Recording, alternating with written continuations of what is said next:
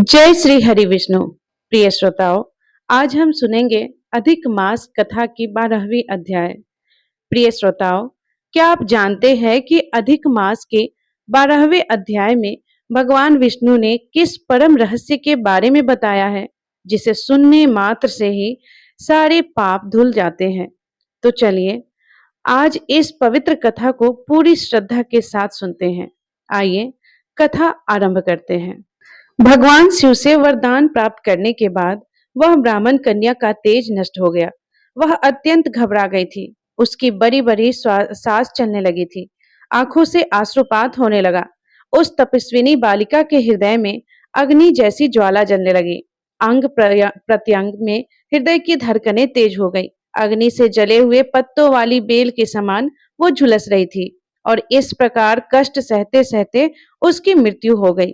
जिस प्रकार सर्प बिल से निकलते हुए चूहे को पकड़कर निगल जाता है, उसी प्रकार उस तपस्विनी बाला को बलवान काल ने अपने वश में कर लिया और उसी समय धार्मिक राजा द्रुपद यज्ञ की बहुत सारी सामग्री एकत्रित करके यज्ञ कर रहे थे।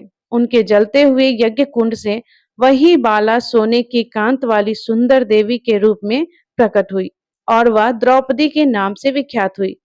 उस द्रुपद कन्या को मत्स्य वेद करके स्वयंवर के अंदर अनेक राजाओं और भीष्म कर्ण आदि को निस्तेज करके अर्जुन ने प्राप्त कर लिया था।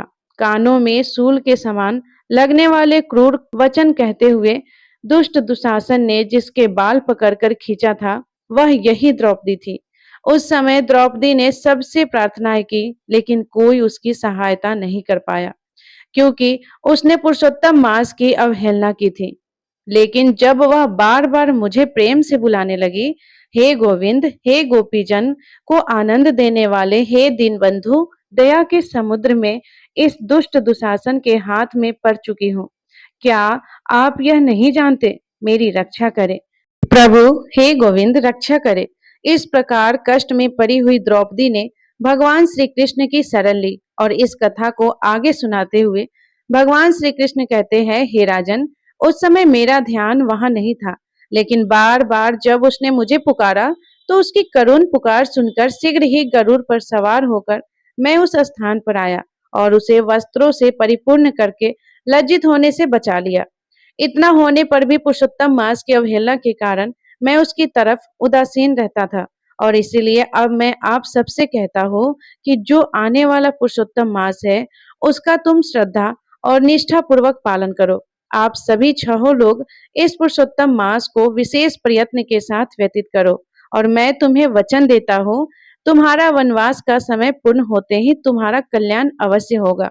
इस प्रकार भगवान श्री कृष्ण ने पांडवों को धीरज बांधते हुए आगे कहा, हे पांडुपुत्र, इस द्रौपदी के बाल जिन्होंने खींचे हैं या देखे हैं, मैं उन दुष्टों की स्त्रियों को केशहीन करूंगा। तुम दुर्योधन आदि पापी राजाओं को यमपुर भेजकर शत्रुओं को दंड देकर स्वयं राजा बनोगे। जो मेरे प्रिय भक्तों को दुख देते हैं, वे नित्य ही मुझे दुख देते हैं।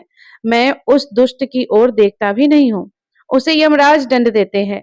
इस प्रकार भगवान श्री कृष्ण ने द्रौपदी और पांडवों को समझाया और द्वारिका जाने की इच्छा से कहने लगे कि हे राजन, द्वारिका वासी मेरे विरह में व्याकुल है और अब मैं आज ही द्वारिका जा रहा हूँ। इस प्रकार भगवान श्री कृष्ण कहकर जाने के लिए तैयार हुए और उन्हें जाते हुए देखकर सभी पांडवगण गदगद हो गए और कहने लगे, हे जनार्दन, आप हमारे जीवन दाता है, आप हमारी रक्षा करें। हे जगतपति, हमें कहीं भुला ना देना। हमारे चित्त रूपी भ्रमरों को अपने चरण कमल में स्थान देना, वही हमारा जीवन है। आप ही हमारे आश्रय हैं। इस प्रकार सभी पांडवों और द्रौपदी ने भगवान श्री कृष्ण से प्रार्थना की और फिर पांडव पुत्र के सामने भगवान श्री कृष्ण प्रेम में भरे हुए धीरे धीरे चलकर रथ में बैठ गए। पांडव सब भी कुछ दूर उनके पीछे चले, जिन्हें श्री कृष्ण ने कुछ दूर जाने पर फिर वापस लौटा दिया और स्वयं द्वारिका चले गए। श्री कृष्ण के द्वारिका चले जाने के बाद राजा युधिष्ठिर तपस्या करते हुए तीर्थों में विचरण करने लगे। भगवान श्री कृष्ण के प्रिय पुरुषोत्तम मास में मन लगाकर भगवान कृष्ण के वचनों को याद करते हुए अपने भाइयों और द्रौपदी से धर्मराज युधिष्ठिर ने इस प्रकार कहा, हे प्रिय बंधुओं, हे द्रौपदी, पुरुषोत्तम मास की कथा तो हमने सुनी है, पुरुषोत्तम मास की पूजा के बिना कैसे सुख प्राप्त हो सकता है। जिस प्राणी ने पुरुषोत्तम पूजन किया है वही धन्य है और श्रेष्ठ तथा पूजनीय है। इस प्रकार कहते हुए पांडवों ने सभी तीर्थ में भ्रमण करते हुए पुरुषोत्तम मास आने पर उसका व्रत नियम पालन किया और अंत में भगवान श्री कृष्ण की कृपा से वनवास का समय पूर्ण हो जाने पर उन्होंने निष्कंटक राज्य को प्राप्त किया। इससे पहले भी सूर्यवंशी राजा दृढ़धनवा पुरुषोत्तम मास के व्रत के प्रभाव से बड़ी सुख समृद्धि पुत्र पौत्र आदि का अपूर्व सुख और अनेकों भोग भोग कर बड़े बड़े योगियों को दुर्लभ ऐसे भगवान के लोक को प्राप्त हुए थे। इस कथा का समापन करते हुए सूत गोस्वामी जी कहते हैं, हे मुनि, इस मास का महात्म्य करोड़ों कल्प बीत जाने पर भी मुझ में कहने की समर्थ नहीं है। इतना कहकर सूत गोस्वामी शांत हो गए और फिर नैमिषारण्य के ऋषियों ने सूत जी से एक और प्रश्न किया और वह क्या था वो हम सुनेंगे हमारी इसी अधिक मास कथा श्रृंखला की अगली कड़ी में कल प्रातः काल। क्या आप जानते हैं कि पुरुषोत्तम मास में की गई छोटी सी भी भक्ति कई गुना फल देती है, लेकिन अगर नियम सही ना हो तो इतने दुर्लभ महीने का पूरा लाभ नहीं मिल पाता है। और यह पवित्र अधिक मास अब अगले 3 साल बाद ही आएगा। इसलिए हम आपके लिए प्रतिदिन अधिक मास कथा की सभी अध्याय डालते हैं, वीडियो अपलोड करते हैं, तो आप प्रतिदिन इस अधिक मास की कथा का श्रवण जरूर कीजिए। तो चलिए आज की अधिक मास कथा से जुड़ी हुई और पौराणिक कथाओं का श्रवण करते हैं। कल हमने सुना था भगवान वामन देव अवतार कथा के पिछले भाग में हमने देवताओं की सहायता करने और माता आदिति की तपस्या से प्रसन्न होकर स्वयं भगवान विष्णु वामन अवतार लेकर ऋषि कश्यप और माता आदिति के पुत्र बनकर प्रकट होते हैं। सभी देवी देवताओं से विभिन्न भेद स्वीकार करके वे पहुंच जाते हैं भृगुक प्रदेश में, जहां बलि महाराज अस्थाई इंद्र पद प्राप्त करने हेतु अश्वमेघ यज्ञ कर रहे थे। उनसे 3 पग भूमि की याचना करके वामन देव अपना पहला पग संपूर्ण सृष्टि में रखते हैं और इस प्रकार सप्त द्वीपों सहित की पृथ्वी उनके एक पग में आवृत हो जाती है। अब दूसरा पग उठाकर वे ऊपर के लोकों तक विस्तारित करते हैं। वास्तव में वामन देव अपना दूसरा पग इतना ऊपर उठा लेते हैं कि वे स्वर्गलोक, जनलोक, तपोलोक, महरलोक और यहाँ तक कि सबसे ऊपर सत्यलोक को भी पार करते हुए ब्रह्मांड की बाहरी सीमा तक चला जाता है। अब आप तो जानते ही होंगे कि ब्रह्मांड के ऊपर कारण समुद्र है, जहां भगवान विष्णु निवास करते हैं और जैसे ही भगवान के पैर का अंगूठा ब्रह्मांड की सीमा को स्पर्श करता है तो ब्रह्मांड की ऊपरी सतह में एक छिद्र बन जाता है और उस छिद्र से के कारण समुद्र का जल नीचे ब्रह्मांड के भीतर प्रवेश करने लगता है। और उस समय ब्रह्मा जी ने भी भगवान के चरणों की पूजा करने के लिए अपने कमंडलू से जो जल निकाला वह कारण समुद्र के जल के साथ मिल गया और यह विशेष जल पवित्र गंगा नदी बनकर आज इस धरती पर बह रहा है। तो इस प्रकार अपने दोनों पैरों से पृथ्वी लोक और संपूर्ण ऊपरी ब्रह्मांड को नाप लेने के बाद अब वामन देव पुनः अपने बौने स्वरूप में वापस आ गए। ब्रह्मा जी के साथ सभी देवतागण उनकी पूजा करने लगे, उनके यशोगान में प्रार्थनाएं अर्पित करने लगे और नित्य गायन करते हुए विविध वाद्य यंत्र बजाने लगे। जब बलि महाराज ने अनुयायी असुरों ने देखा कि वामन देव ने छल पूर्वक उनके स्वामी की सारी संपत्ति छीन ली है तो उन्हें अत्यंत क्रोध आ गया और वे वामन देव के ऊपर आक्रमण करने के लिए अपने अपने अस्त्र शस्त्र लेकर आ गए। जैसे ही विष्णु दूतों ने इन असुरों को आते हुए देखा तो नंद, सुनंद, जय, विजय आदि अपनी अपनी स्थिति संभाल लेते हैं और फिर उन सभी ने बड़ी ही सरलता से उन असुरों को वहां से खदेड़ दिया, बिल्कुल उसी प्रकार जिस प्रकार कोई छोटी सी चींटी को अपने शरीर से हटा देता है। अपने असुरों का वध होते हुए देखकर बलि महाराज ने भी अपने अनुयायियों को समझाया और वापस आने का आदेश दिया और फिर थक हार के सारे असुर निराश होकर वापस आए और निम्न लोकों में चले गए। यह सब होने के बाद भगवान विष्णु की इच्छा का पालन करते हुए गरुड़ जी आए और उन्होंने बलि महाराज को वरुण पास में बांध दिया। संपूर्ण ब्रह्मांड की विजय प्राप्त करने वाले बलि महाराज को इस स्थिति में देखकर तीनों लोकों में हाहाकार मच गया। लेकिन इतना कुछ होने के बाद भी बलि महाराज अपने निश्चय में दृढ़ थे और वे जरा भी विचलित नहीं हुए और फिर अंत में वामन देव ने बलि महाराज की परीक्षा लेते हुए उनसे पूछा कि हे असुरराज, तुमने तो मुझे 3 पग भूमि दान देने का वचन दिया था, लेकिन मैंने तो सिर्फ 2 पग से ही संपूर्ण ब्रह्मांड को नाप लिया है। तो अब बताओ कि मैं तीसरा पैर कहाँ रखूं? अपनी संपत्ति का मिथ्या अभिमान के कारण तुमने मुझे वचन तो दे दिया था, लेकिन अब अगर उसे पूरा नहीं कर पाओगे, तो फिर तुम्हें निम्न लोकों में जाना पड़ेगा। अब देखिए, भगवान स्वयं श्रीमद् भागवत के 10वें स्कंद के 88 अध्याय में 8वें और 9वें श्लोकों में कहते हैं।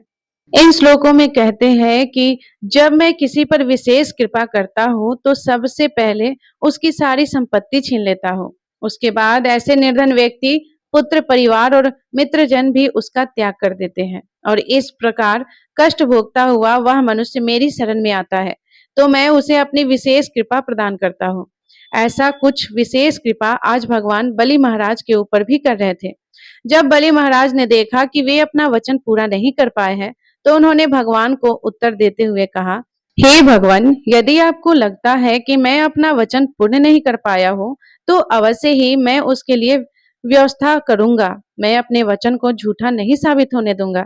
यदि आप चाहे तो अपना तीसरा पग मेरे सिर के ऊपर रख सकते हैं। यह मेरा सौभाग्य है कि आपने बलपूर्वक मेरा सब कुछ छीनकर मुझे अपने चरण कमलों के पास खींच लिया है। जब बलि महाराज इस प्रकार भगवान वामन देव से प्रार्थना कर रहे थे, तो उसी समय उनके दादा प्रहलाद महाराज भी वहां उपस्थित हो गए। उन्होंने भगवान को प्रणाम करते हुए कहा कि हे भगवान, आपने ही बलि को तीनों लोकों का साम्राज्य दिया था और आपने ही उससे छीन लिया है। यह दोनों ही आपकी उस पर कृपा का प्रमाण है। जब प्रहलाद महाराज वहां हाथ जोड़कर खड़े थे, उसी समय बलि महाराज की पत्नी विंध्यावली भी वहां आ गई। उन्होंने भगवान को प्रणाम किया और दुखी स्वर में अपनी पति की ओर से कृपा की याचना करने लगी। अब ऐसे समय में ब्रह्मा जी भी प्रहलाद महाराज और विंध्यावली की बातों में सहमत होते हुए कहने लगे कि हे समस्त जीवों के स्वामी और हितैषी, मेरे अनुसार बलि को पर्याप्त दंड मिल चुका है। उसने अपने शरीर सहित संपूर्ण संपत्ति निसंकोच आपको समर्पित कर दी है, इसीलिए अब इन्हें मुक्त कर देना चाहिए।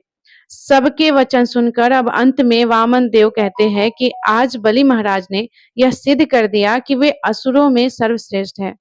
मेरे द्वारा इतनी कठिन परीक्षा लेने के बाद भी वे अपनी भक्ति एवं निश्चय में पूरी तरह दृढ़ बने रहे। संपत्ति खो बैठे, अपने पद से गिर गए, अपने शत्रुओं द्वारा पराजित होकर बंदी बना लिए गए और यहाँ तक कि अपने गुरु द्वारा श्रापित भी हुए, लेकिन फिर भी उन्होंने सत्य का साथ नहीं छोड़ा। उनकी इस निष्ठा और धैर्य को देखकर मैंने उन्हें देवताओं के स्वर्ग से भी कहीं अधिक श्रेष्ठ सूतल लोक का राज्य देने का निर्णय किया। सूतल लोक का निर्माण मेरी आज्ञा से विश्वकर्मा ने किया था। इस लोक के निवासी समस्त मानसिक और शारीरिक कष्टों से मुक्त रहेंगे। इस मानवतर में सूतल लोक के राज्य का भोग करने के बाद बलि महाराज सवर्णी मनु के अगले मनवंतर में स्वर्ग लोक में इंद्र का पद प्राप्त करेंगे। मैं हर स्थिति में तुम्हारी रक्षा करूंगा और इसीलिए मैं तुम्हारा द्वारपाल बनकर वहां रहूंगा। भगवान के ऐसे मधुर और कृपापूर्ण वचन सुनकर बलि महाराज की आंखों से अश्रु की धारा बहने लगी। उन्होंने भगवान को प्रार्थनाएं अर्पित की, उन्हें प्रणाम अर्पित किया और उसके बाद ब्रह्मा जी और शिव जी को प्रणाम करके वरुण पास से मुक्त हो गए और सूतल लोक जाने के लिए तैयार हो गए। भगवान ने प्रहलाद महाराज को भी सूतल लोक में रहने का आदेश दिया और इस प्रकार प्रहलाद महाराज अपने संपूर्ण परिवार और वंश के साथ सूतल लोक में प्रवेश करने के लिए चले गए। वामन देव ने स्वर्ग का साम्राज्य अपने भाई इंद्र को प्रदान किया। क्योंकि वामन देव इंद्र के भाई थे, इसलिए उनका एक नाम पड़ा उपेंद्र। भगवान के संरक्षण में इंद्रदेव ने पुनः अपने देवराज पद को प्राप्त किया और सभी लोग भगवान का गुणगान करते हुए अपने धाम को लौट गए। तो यह थी पुरुषोत्तम मास में श्रीमद् भागवत के 8वें स्कंद के वामन देव की विशेष कथा। प्रिय श्रोताओं, हमें विश्वास है कि इस कथा को सुनने से आपका मन पूरी तरह शांत हो गया होगा। प्रिय श्रोताओं, अगर आपको यह कथा अच्छी लगी है तो और ऐसे और कथाओं का सदैव सुनना चाहते हैं तो आपके अपने चैनल अनुपमा भक्ति पर प्रतिदिन कथाएं आते रहते हैं, तो आप प्लीज सभी कथाओं का श्रवण जरूर कीजिएगा। और ये कथा आपको अच्छी लगी होगी तो कमेंट बॉक्स में जय श्री हरि विष्णु जरूर लिखिएगा, क्योंकि आपका कमेंट हमारे लिए बहुत मायने रखता है। धन्यवाद। जय श्री कृष्ण। राधे राधे।